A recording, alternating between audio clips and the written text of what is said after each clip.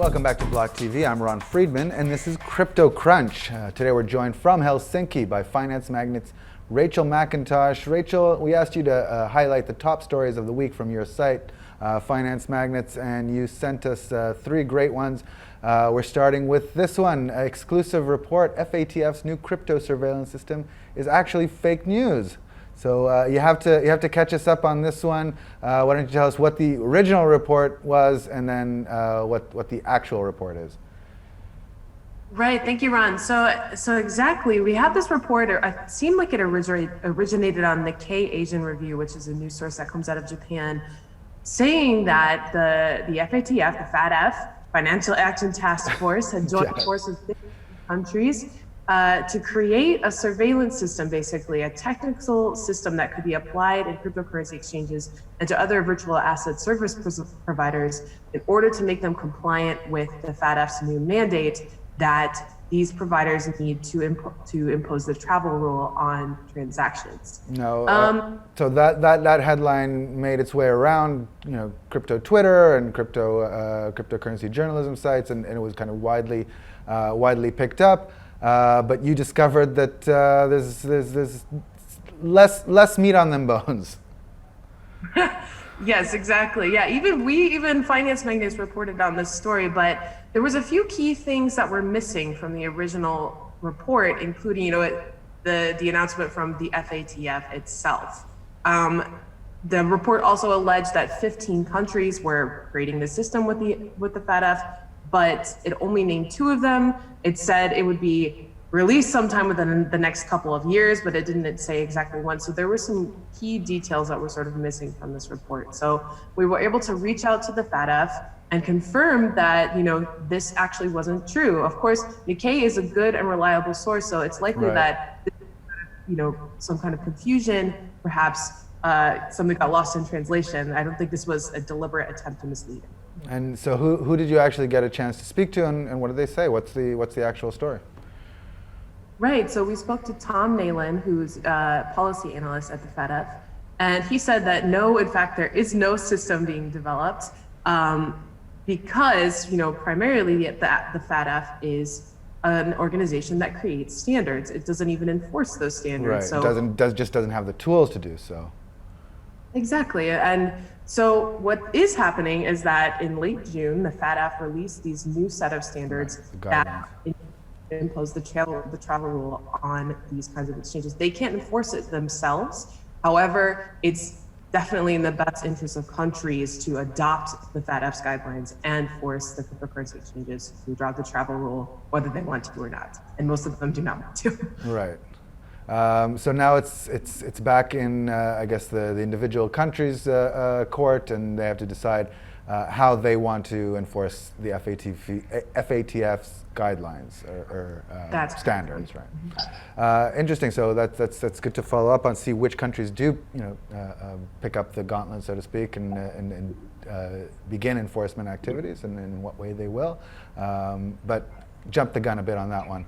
Anyways, a great journalistic practice by Finance Magnates. They're getting the right story and making sure that everyone's aware of it. So hats off to you guys, and to you personally who wrote the story. Next up, we've got some developments in the Craig Wright saga. Forgeries. Tell us all about it. Yes, so this is a crazy story. Another crazy story coming out of Craig Wright's personal sphere. So last February, the estate of this late IT expert named David Kleiman sued Wright basically for $5 billion in Bitcoin. So that's somewhere between 550,000 and 1 million Bitcoins. And the basis of this lawsuit was that allegedly Craig Wright and David Kleiman, before his death, had a close relationship, a business relationship, where they worked on a project. And through the duration of this project, Kleiman mined a massive amount of Bitcoin at some point in the past.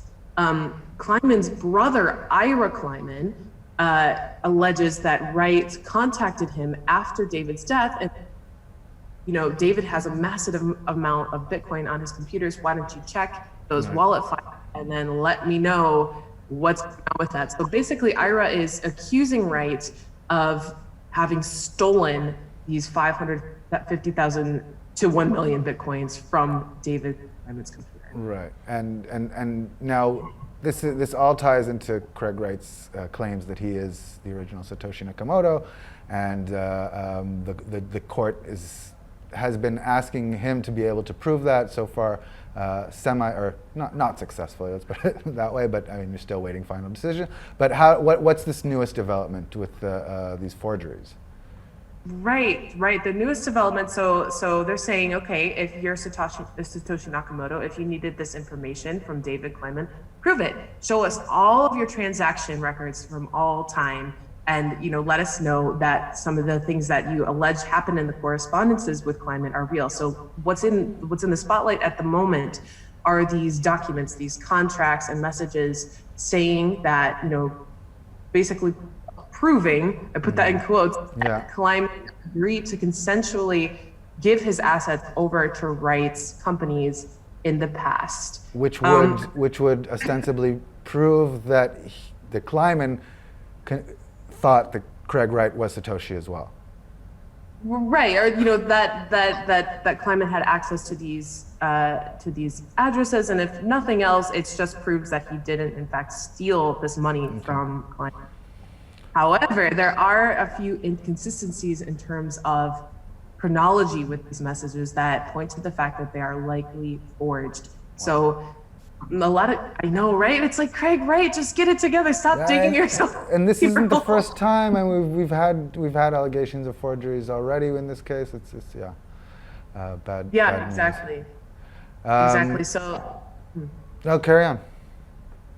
Oh yeah. So basically, the developer of this messaging platform came forward and said, look, some of these messages that Wright alleges were sent, to and from himself and David Kleiman, came before a certain date. I think that was November of 2012. However, the platform wasn't available before October of 2012, or at least the source code that enabled him to retrieve these messages was not available. So it's likely that they're forged. Additionally, in one of the contracts, there is a problem with the metadata that says the contract was written in, I think, 2012.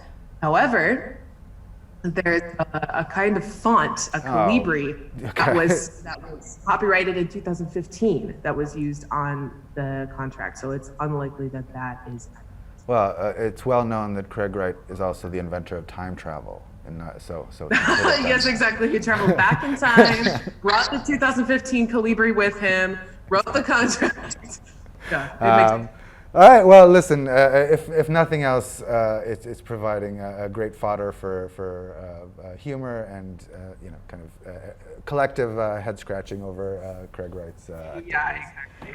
All right. And third story for today, we've got Coinbase and banks cutting ties there. So we know about this is Barclays, right?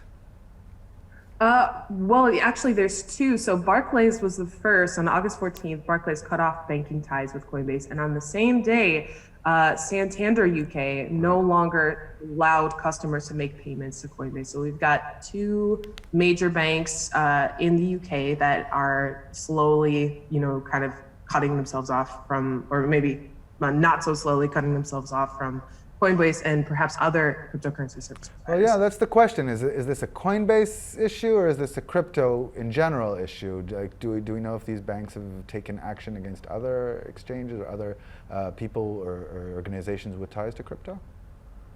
Well, at the moment, it doesn't seem that they really have in a very public and definitive way. And in fact, there are, I think it's within, please forgive me if I'm wrong, within Santander or Barclays, there's ties with Ripple, to use the Ripple to allocate, to distribute transactions. Right.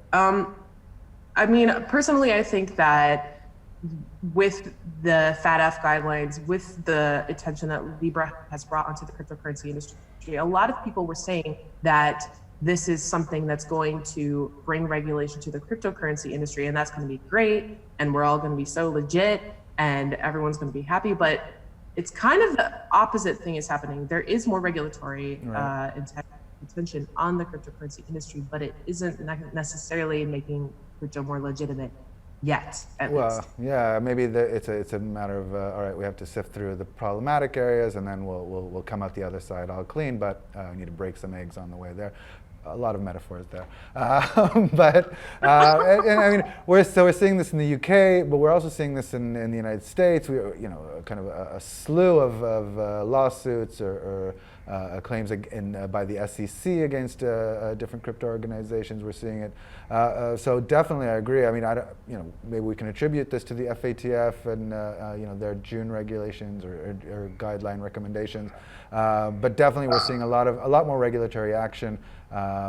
At least in these two geographic locations, so UK and the US. Although we're also seeing, I guess, in Canada some enforcement action. So it's not limited just there. But hopefully we come out the other side with everybody smelling like roses.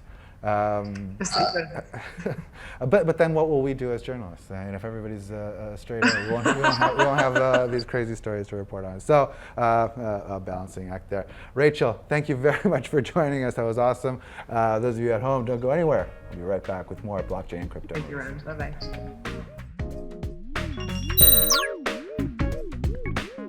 For more news and updates, follow us on Twitter.